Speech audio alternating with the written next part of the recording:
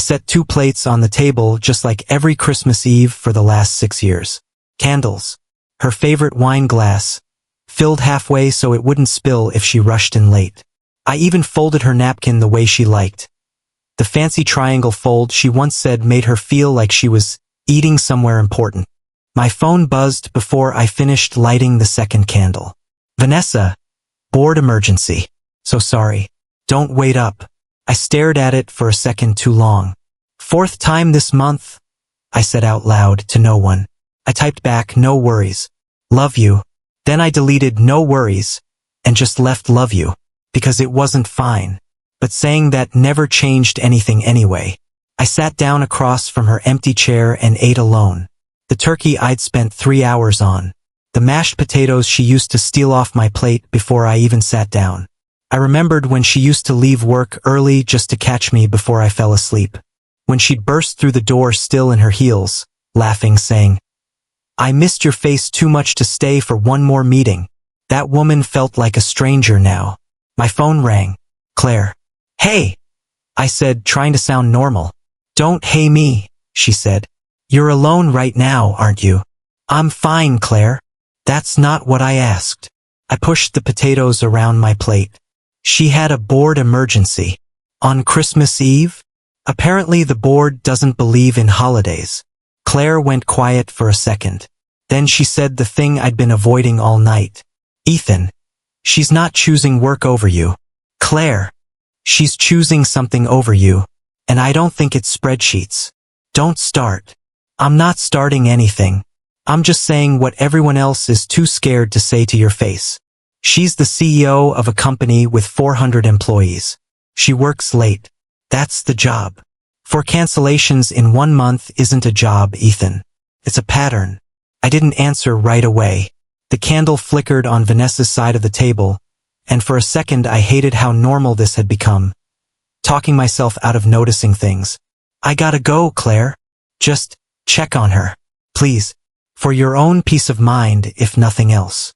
"I'm not going to spy on my wife." "I didn't say spy. I said check." After we hung up, I sat there staring at the candle until it burned lower than I meant it to. My hand found my phone almost without me deciding to move it. Force of habit, we'd shared locations since our 3rd date, back when it felt romantic instead of routine. I opened the app. Vanessa Cole, located at Le Chandelier, 4th and Ashford. I blinked at the screen like it might correct itself. Le Chandelier wasn't the office. It wasn't even close to the office. It was a small, private restaurant across town. The kind of place you took someone when you didn't want to be seen taking them anywhere. I read the address 3 times. "Board emergency," I said quietly, and the words tasted different this time. Bitter. Wrong. I could call her, text her, ask her straight out why the office had suddenly relocated to a candlelit restaurant on the other side of the city. Or I could see for myself. I grabbed my coat off the hook before I let myself think too hard about which one I was actually choosing. I made it as far as the driveway before I stopped. Coat on, keys in my hand, engine cold. I looked at the dark road ahead of me, the one that led to Le Chandelier, and I just stood there. What was I going to do? Walk in, find my wife at a candlelit table with someone else, and make a scene on Christmas Eve? I wasn't ready for what I might see. "You look like a man who forgot where he parked," a voice called from next door. Sophie, standing on her porch in a reindeer sweater, wrestling with a string of lights that had tangled around her arm like a trap. "Something like that," I said. "Come help me before I strangle myself with these lights." "That's a generous offer. It's Christmas Eve. I'm allowed generosity and terrible decorating skills." I crossed the yard. Up close, her porch looked like a Hallmark set that had partially collapsed. 1 string of lights working, 1 dead, a wreath hanging crooked on the door. "Where's Mark?" I asked out of habit before remembering. Sophie's mouth twisted. "Mark is spending Christmas with his new girlfriend. So it's just me, 3 string lights, and a very sad little tree." "Sorry. I forgot." "It's fine. Divorce brain. Everyone forgets eventually, including me, some mornings." She handed me the tangled lights. "Where's Vanessa?" "Board emergency. On Christmas Eve?" That's what I said. She studied my face for a second too long, the way people do when they already know more than they're saying. Come inside, she said. I made cocoa. You look like a man who shouldn't be alone right now. I should have said no. I should have gone home and eaten my cold turkey by myself like a normal, patient husband. Instead, I followed her in. Her kitchen smelled like cinnamon and burnt marshmallows. I ruined the first batch, she admitted, handing me a mug. This is batch 2. Manage your expectations. High praise. We sat at her counter and talked. Really talked the way we used to back before either of us got married. Back when we were just the 2 neighbor kids who ended up on the same street 20 years later like some cosmic joke. Remember when we broke into the Hendersons' pool at 16? She laughed. You mean when you broke in and I got caught? Details. For 20 minutes, I forgot about the restaurant. I forgot about the empty chair. I just laughed, actually laughed. For the first time in weeks. Sophie glanced up and grinned. Oh, look. She pointed above the doorway, where a sprig of mistletoe hung, slightly crooked, obviously an afterthought. Please tell me that's decorative and not a trap, I said. It's tradition. Very old, very serious tradition. I'm a married man, Sophie. It's a hug, Ethan, not a wedding proposal. I laughed and hugged her goodbye at the door. Quick, harmless. The kind of hug you give a friend who just needed company on a lonely night. Headlights swept across the porch. I turned.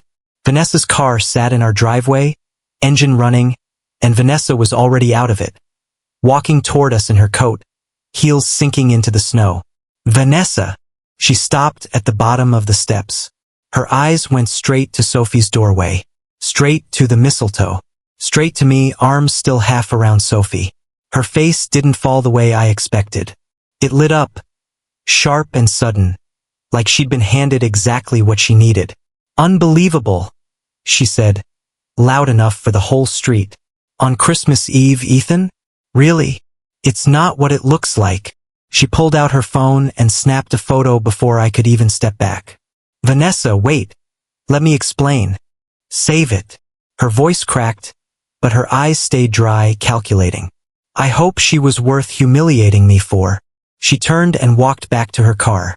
Vanessa! I ran after her into the snow, my socks soaking through in seconds. By the time I reached the driveway, her taillights were already disappearing down the street.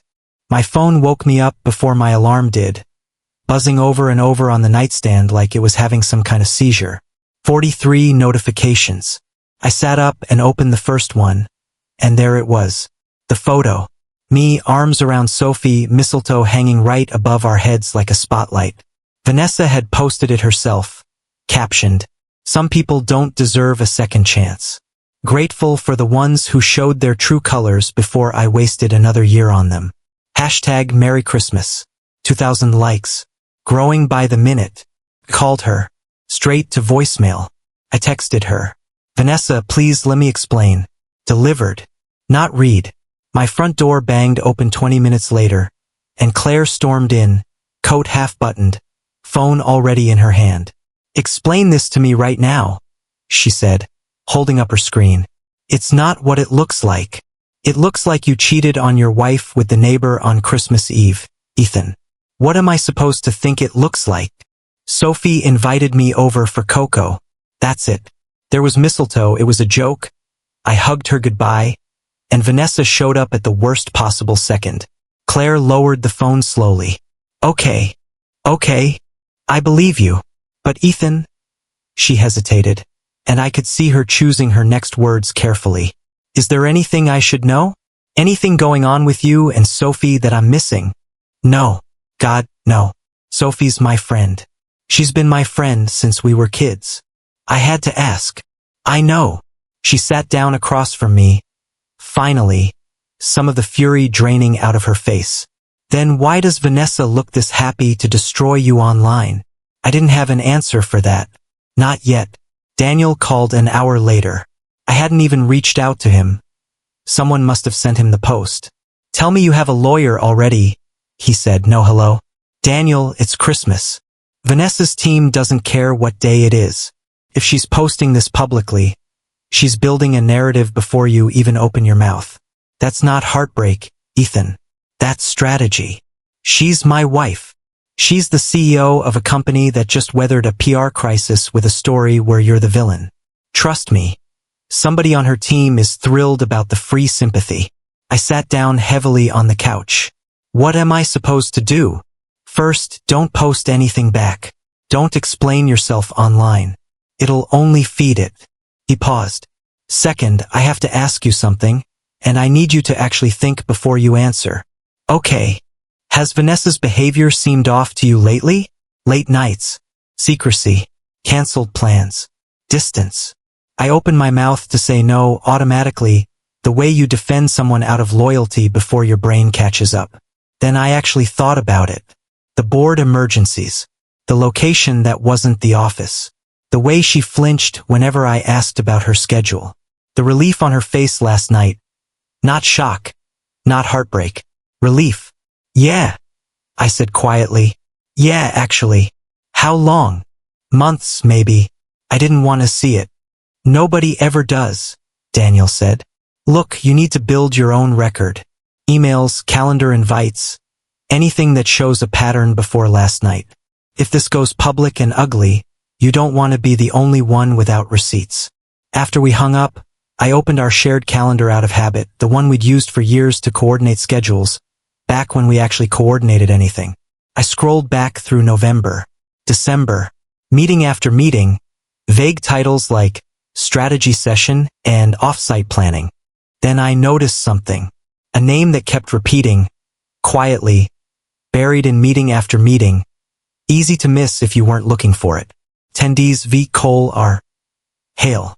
Richard Hale. I typed the name into my search bar with a hand that wasn't quite steady, and I sat there, staring at the screen, feeling something cold settle into my chest that had nothing to do with the snow still melting off my shoes. By noon, there was a statement, not from Vanessa, from someone named Patricia Wells, on behalf of the Cole family and Cole Dynamics. I read it standing in my kitchen, coffee going cold in my hand. Mrs. Cole is focused on her company and her team during this difficult personal time. She asks for privacy as she processes her husband's betrayal and considers her next steps, both personally and professionally. Betrayal. My betrayal. My phone rang. Unknown number. Ethan Miller? This is Marcy from the Daily Ledger.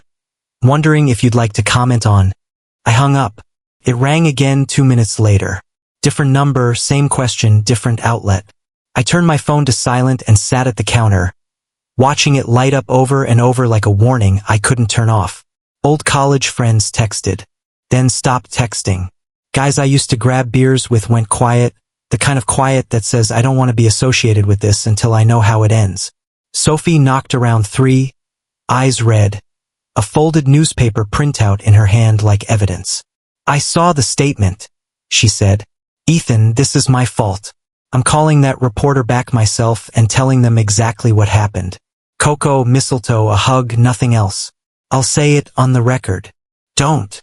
Someone has to say something true. If you go public defending me, you become part of the story permanently. Right now you're a name in a caption. The second you speak, you're the other woman forever, whether it's true or not. I don't care what they call me. I care. I meant it. You just got out of one mess with Mark. I'm not going to be the reason you're dragged into another one. She didn't argue after that, but she didn't look like she agreed either. The mediation meeting happened 2 days later, in a glass conference room that felt like it existed specifically to make people feel small. Daniel sat beside me.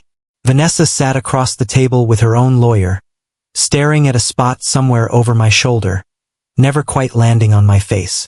Mrs. Cole, the mediator started. We're here to discuss temporary arrangements while I just want it on record. Vanessa cut in, voice flat, rehearsed, that my husband embarrassed me on the one night I needed to look perfect. Vanessa, I said, can we talk about what actually perfect, Ethan? Do you understand what that means? The Hendricks investors were watching that account all week. My mother was watching.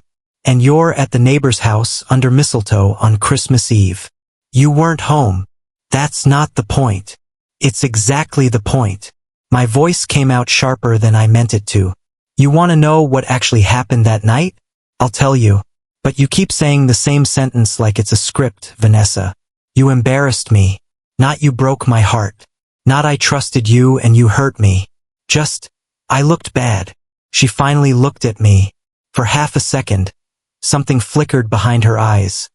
Something almost like guilt, gone before I could name it. You don't understand what it's like, she said quietly. Everyone is watching me. All the time. I understand you'd rather manage your image than ask your own husband what happened. Ethan, you didn't even ask, Vanessa. You took a picture and left. Her lawyer cleared his throat. Perhaps we should focus on the arrangements at hand. Vanessa straightened her blazer, composed herself in half a breath like she'd practiced it, and the moment closed like a door. I sat there staring at her, and something inside me went very still and very quiet. She hadn't asked if I was okay. She hadn't asked what actually happened under that mistletoe. In 2 days, not once had she said I trusted you or you hurt me. Just perfect. Just image. Just her. I realized, sitting in that glass room, that I'd been mourning a marriage that had already ended long before Christmas Eve. I was just the last one to find out. I was 3 sips into a coffee I didn't want when someone slid into the chair across from me. Megan. Vanessa's assistant. I'd met her maybe a dozen times over the years, always polished, always composed. She didn't look composed now. Her hands were wrapped around her cup like it was the only thing keeping them steady. Mr. Miller, she said. Ethan, can I talk to you? Off the record. Not press record. Just talk. Depends what you're here to say. I've been booking Vanessa's calendar for 2 years. She glanced around the coffee shop like the walls might be listening. The board emergencies. I need you to know something. Most of them weren't real. My stomach dropped, even though some part of me had already guessed. Define not real. Dinners. A few hotel bookings. Always billed under client relations. Always the same second name on the reservation. She swallowed. Richard Hale. I set my coffee down slowly. Say that again. Richard Hale. Her business partner. It's been going on for months, Ethan. Maybe longer. I just booked the calendar. I didn't ask questions, because it's not my place, and because I needed my job. Her voice cracked. But then I saw the photo Vanessa posted. Of you. And I couldn't just sit there and let her call you the bad guy. Why now? Why tell me at all? She pulled out her phone, hands shaking slightly, and turned the screen toward me. I wasn't supposed to see this. Came through on a shared device by accident, a few days before Christmas. I should have deleted it. I didn't. I read it. Then I read it again, slower, like the words might rearrange themselves into something less awful. Vanessa, I can't keep doing this. Ethan's going to notice eventually. I need something to change before Christmas or I'm going to lose my mind. Richard, so give him a reason to look guilty first. Easier than you confessing anything. Vanessa, what does that even mean? Richard, you said he's close with the neighbor. Sophie? Show up unannounced. People do stupid things when they think no one's watching. Even innocent things look bad in a photo. Vanessa, that feels insane. Richard, it's not insane. It's a distraction. Give the press a story that isn't us. That's from 3 days before Christmas Eve, Megan said quietly. I stared at the screen until the words blurred. She planned it, I said, more to myself than to her. She didn't catch me. She aimed for that porch. I think so. I'm sorry, Ethan. I really am. Did she know Sophie would even be outside? No, I'd end up there. I don't know that part. But she knew you two were close. She knew where to go looking if she wanted to find something she could use. Megan's voice dropped even lower. I think she needed cover before the affair came out on its own. Richard's marriage is already shaky. If both things blew up at once, she'd lose everything. The company, the image, all of it. So she used me as the fall guy. I think so. I sat there and I waited to feel something enormous. Rage, maybe, or the urge to throw the coffee cup across the room. Instead, I felt strangely calm. Hollow. Like someone had scooped everything out of my chest and left the shape of it behind. Why show me this? I asked. You could lose your job. I already put in my notice, she said. I couldn't keep pretending I didn't see what I saw. You deserve to know the truth, even if it doesn't undo any of it. Thank you, I said, and I meant it, even though the words felt too small for what she just handed me. She stood, hesitated, then added, For what it's worth, I don't think she ever hated you, Ethan. I think she just stopped being brave enough to be honest with you. It was easier to make you the story than to be the story herself. After she left, I sat alone with my cold coffee and my phone, staring at a screenshot of two people planning my public humiliation like it was a marketing campaign. The mistletoe wasn't an accident I'd stumbled into. It was a stage, and I'd walked onto it right on cue, exactly like she needed me to. I stopped answering the reporters. I stopped reading the comments. I stopped trying to defend myself to strangers who'd already decided who I was. Daniel met me at his office with a folder an inch thick. This is everything, he said, sliding it across the desk. Megan's messages, the calendar records, hotel charges under client relations. We file for divorce on our terms now, not hers. What happens to her once this is filed depends how much of it becomes public. But Ethan, you don't have to prove anything to anyone anymore. You just have to be honest and let the truth do the rest. That's the part I'm having trouble with, I admitted. Letting it just sit there, not screaming it from a rooftop. That's because you're not used to being the one who's right and still losing, Daniel said. Takes practice. I signed where he told me to sign. It felt less like an ending and more like setting something down I'd been carrying too long. Claire showed up at my apartment 2 days later with a laptop bag and zero patience for my mood. Open it, she said, dropping the bag on my kitchen table. What is this? Your old portfolio. I pulled it off your backup drive before you can tell me you don't want to look at it. Claire, you used to talk about buildings the way other people talk about their kids, Ethan. Then you married Vanessa and slowly turned into her assistant with a mortgage. That's harsh. It's true. When's the last time you designed something that wasn't a favor for one of her colleagues? I didn't have an answer, which was its own answer. She opened the laptop and pulled up an old rendering, a community library I designed in grad school, all glass and warm wood, the kind of project that used to keep me up at night in a good way. This is good, Ethan. This is really good. Why did you stop? Because her schedule became the only schedule that mattered. Somewhere along the way, mine just stopped being worth defending.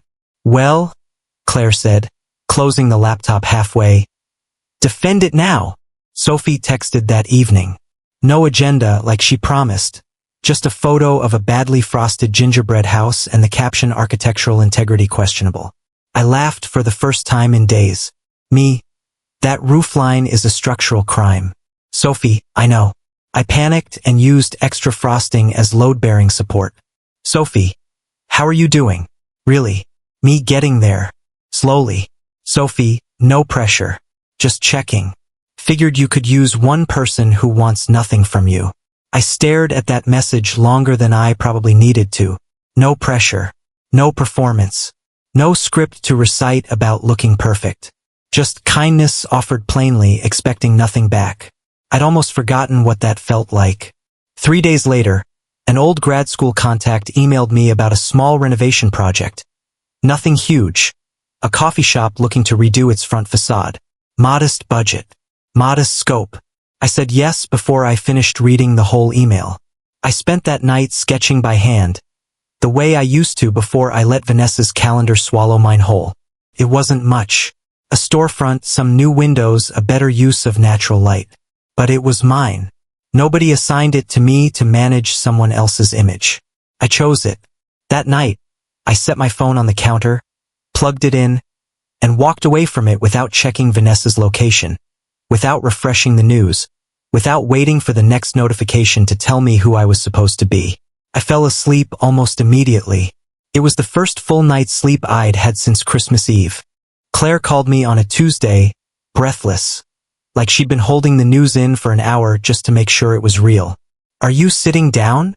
I'm literally holding a paint sample against my wall, Claire. What's going on? It's out. The affair. And not just the affair, how she covered it up. Slow down. What do you mean out? A finance blog picked it up first. Corporate card charges for client relations that trace back to hotels. A board emergency logged in the system that never actually happened. No meeting, no minutes, nothing. Someone on the inside leaked it. My chest tightened, even though I told myself I didn't owe Vanessa anything anymore. Is it Megan? I don't think so. She already resigned, remember? This sounds like someone still inside, watching the company implode and deciding to make sure it implodes correctly. So what happens now? The board's launching a formal review. Ethan, this isn't just embarrassing anymore. This is fraud adjacent. Misuse of company funds. I sat down slowly on the arm of my couch. What about Richard? That's the best part, Claire said, and I could hear the satisfaction in her voice. He's already distancing himself. I saw a statement, vague, corporate, very lawyered up, basically implying he had no knowledge of any misuse of funds and that any personal matters were entirely between Vanessa and her husband. He's throwing her under the bus. Fast. Like, impressively fast. I hung up and sat there for a minute, absorbing it. Then, almost against my will, I called Daniel to see if he'd heard. Heard? I'm reading the board's press release right now, he said. They've frozen Vanessa's signing authority pending the review. That's not a slap on the wrist, Ethan. That's a company telling its CEO they don't trust her with her own bank account. How bad does this get for her? Depends what the review finds. Best case, she survives with a formal reprimand and a very damaged reputation. Worst case, the board pushes her out entirely. I didn't say anything for a second. You still there? Daniel asked. Yeah, just processing. You don't sound happy. I'm not really. I thought I would be. A few days later, Claire told me something that stuck with me more than any headline did. She'd run into an old mutual friend who still had a line into the Cole family gossip, the kind of people who know things before they're official. Diane called Vanessa, Claire said. Her own mother. You know what she asked first? I'm almost afraid to guess. Not, are you okay? Not, do you need anything? She asked how bad the press coverage would be for the family name. Whether the country club board had seen it yet. That's it? Nothing about Vanessa herself. Apparently not. Vanessa cried on the phone, and Diane told her to compose herself and think about optics. I sat with that for a long moment. Vanessa had spent our entire marriage chasing control. Control of her image, her schedule, her narrative, control of me in the end when she needed a story that wasn't her own. And now the two things she'd built her whole identity around, control and reputation, were both slipping out of her hands at the same time, in public with nobody softening the fall. You still there? Claire asked again. Yeah, just thinking. About what? I thought I'd feel something bigger when this finally happened to her. Like relief, or victory or something. And I don't feel any of that, I said honestly. I just feel like something that was already true finally got proven. Like watching a house you always knew was hollow finally show the cracks on the outside. That's not nothing, Ethan. No, I agreed slowly. It's not nothing. It's just quieter than I expected. The knock came at 9 at night, sharp and fast, 3 times in a row like whoever was on the other side couldn't wait for a fourth. I opened the door and there she was. Vanessa. Makeup smudged under her eyes, hair pulled back messier than I'd ever seen her wear it in public. The CO polish was gone. This was someone else. Someone I almost didn't recognize. Can I come in? It's late, Vanessa. Please. 5 minutes. I stepped aside. She walked in and stood in the middle of my half-unpacked living room like she didn't know what to do with her hands. The board review is next week, she said. They're going to ask you questions. About the calendar, about the hotel charges, about everything. I know. Daniel told me. If you tell them you lied, if you say the mistletoe thing really was what it looked like, that you cheated first, it takes the focus off the fraud allegations. It becomes a messy divorce instead of a corporate scandal. It saves us both, Ethan. I stared at her. You want me to lie, publicly, to save your job, to save us. There is no us, Vanessa. There hasn't been in US since before Christmas Eve. And honestly, probably long before that. Her jaw tightened. You don't understand the position I'm in. Then explain it to me. Because I've been trying to understand for weeks. She sat down slowly on the arm of my couch. The same spot I'd sat in myself 2 weeks earlier, absorbing news about her. I never meant for it to go this far, she said quietly. You staged a photo of me, Vanessa. You posted it with a caption calling me the villain. That's not something that goes too far by accident. That takes planning. I panicked. Richard told you to do it. I read the messages, Vanessa. Give him a reason to look guilty first. That's not panic. That's strategy. She didn't argue. She didn't even flinch. So say something, I said. Deny it. Tell me Megan lied. Tell me the messages were fake. Tell me anything. Silence. That's what I thought. What do you want from me, Ethan? An apology? I want to know why. I gave up my career for your schedule, Vanessa. I turned down partnership offers so I could be flexible for your dinners, your galas, your late nights at the office that apparently weren't always at the office. I ate Christmas Eve dinner alone across from an empty chair while you were at a restaurant with your business partner. And somehow I still became the villain in your story. You don't know what it's like to build something and be terrified of losing it. I built something too. I just built it around you, and you never noticed because you were too busy being terrified of losing your image. She looked up at me then, something raw finally breaking through the composed mask she'd worn through every mediation meeting, every press statement. I didn't think you'd ever leave anyway, she said quietly. You always stayed. No matter what I canceled, what I missed, what I chose over you. You always just stayed. I thought that part of you was permanent. And there it was. Not I love you. Not I'm sorry I hurt you. Just, I thought you'd always be there. So I stopped being careful with you. You didn't fear losing me? I said slowly, understanding landing somewhere deep in my chest. You feared losing control.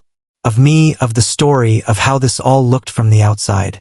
I was just another thing you assumed would stay in place while you managed everything else. She didn't deny that either. The divorce is final either way, Vanessa, I said. Whatever happens with the board, whatever Richard does, whatever your mother says about optics. None of that changes what I decided. I'm not lying for you. Not to protect your image. Not to save your job. Not for anything. Ethan, you should go. She stood there for a long moment, like she was waiting for the version of me that always stayed to show up one more time. I didn't. Okay, she finally said, voice small in a way I'd never heard from her before. Okay. She walked to the door, paused with her hand on the handle, and looked back at me one last time. I didn't say anything else. There was nothing left that needed saying. She left, and I locked the door behind her. And for the first time since Christmas Eve, the silence in my apartment didn't feel like something missing. Felt like something finally settled. A year goes by faster than you'd think, once you stop measuring it in someone else's calendar. Claire told me the last of the news a few months back, over coffee, the way she told me everything since that Christmas Eve. The board finally forced her out, she said. Officially, anyway. It had been informal for a while. How's she doing? Smaller firm now.